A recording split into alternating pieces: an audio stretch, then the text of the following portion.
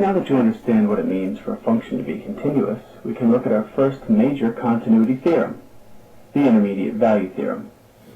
Now before we get into explaining what it means, let's take a look at exactly what it says.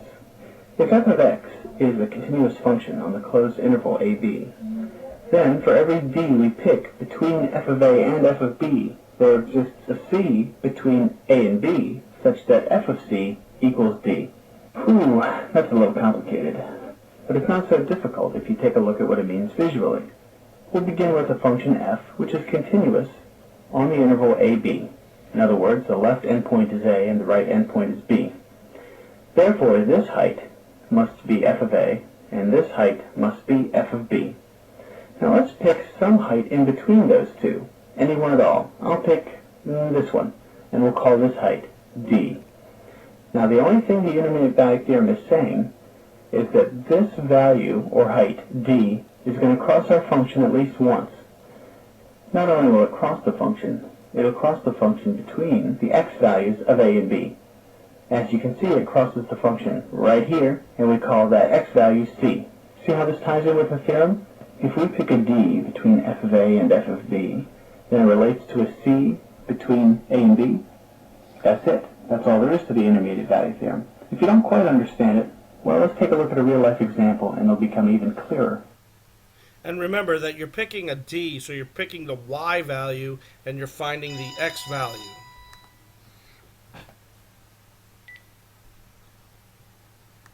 As promised, here's a real-life example of the intermediate value theorem.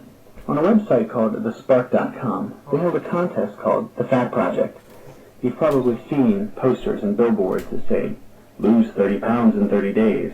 Well, the Fat Project was an exercise to see if someone could gain 30 pounds in 30 days if they really tried hard. Here's one of the participants in that project.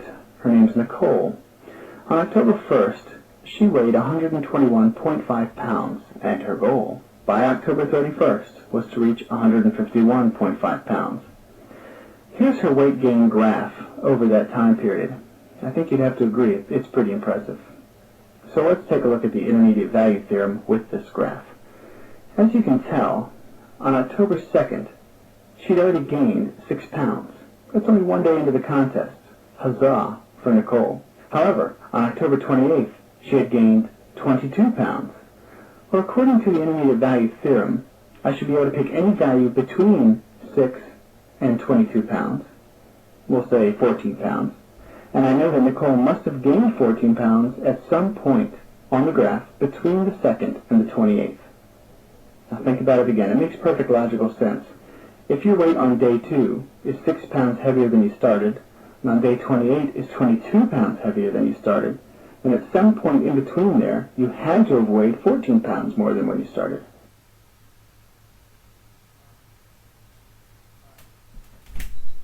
Yep. All right, we're going to review something here. We're going to find a function such that, remember that this symbol right here is such that, is everywhere continuous. That means that the whole line is continuous. So when you have a piecewise function that's broken up into two parts, like less than or equal to 2, and this is actually supposed to be greater than 2, all right? And this has an a. We're actually looking for the a here that'll make it everywhere continuous. So it's a piecewise function, break it up to the limits. All right, and I'm going to look at the limit as x approaches 2 from the left. That would be the first one here, and that would be x cubed, plug in 2. This is going to be 8.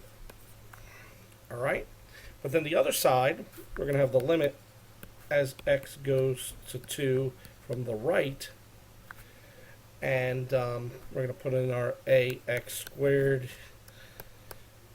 equals whatever, and you need the limits to be equal, all right? So we're going to put it in, and we're going to get 4a.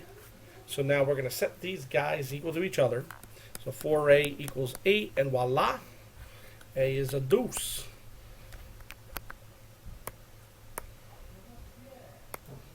Next, why does the function have a 0 at the indicated interval. Explain. So they give you a function, and then they give you an interval, 2, 4. So what I'm going to do is I'm going to check the endpoints. All right, so I'm going to check the endpoints analytically and say f of 2. And when you plug 2 into this Mama Jamba, you get -1.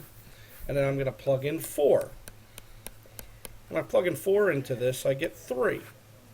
So far, I know that the y values that I need to go in between is -1 and 3. So what I'm going to do is factor it.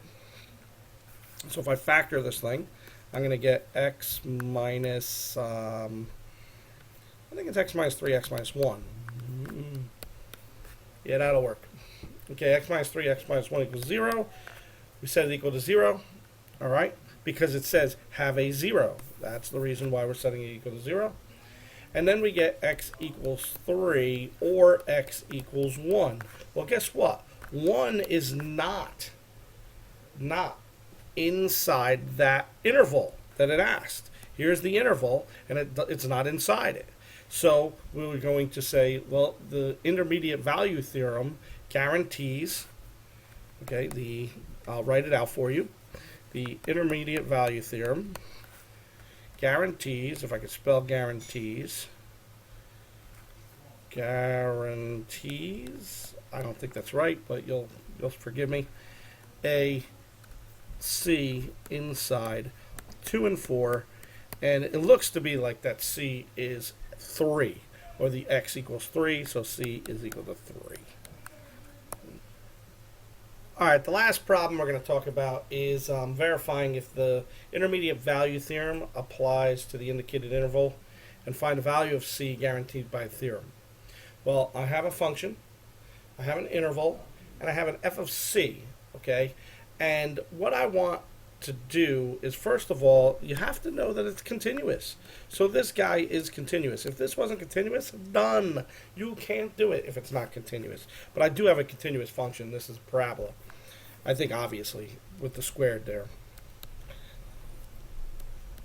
It's a continuous function. So now I'm going to find just like I did before, I'm going to find what the x or the y values are, I should say. I misspoke. At the endpoints. So f of 0, I plug in 0, that's easy, you get -1. And then f of 5, maybe not so easy, little arithmetic going on, then you get 29. So I know the intermediate value theorem has to guarantee it between, or that x I'm going to find is between -1 and 29. So let me think about this.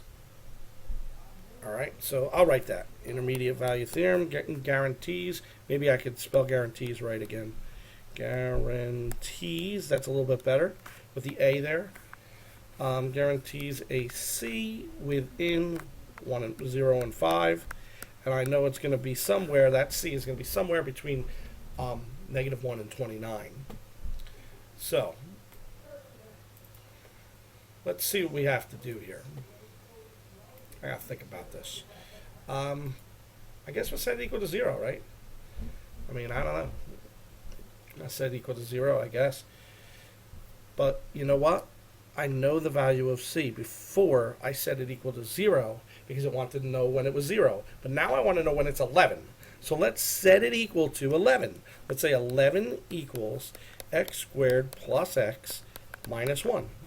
Sure. Now we can solve this. Move the 11 over. And we have just this quadratic to solve, the -12.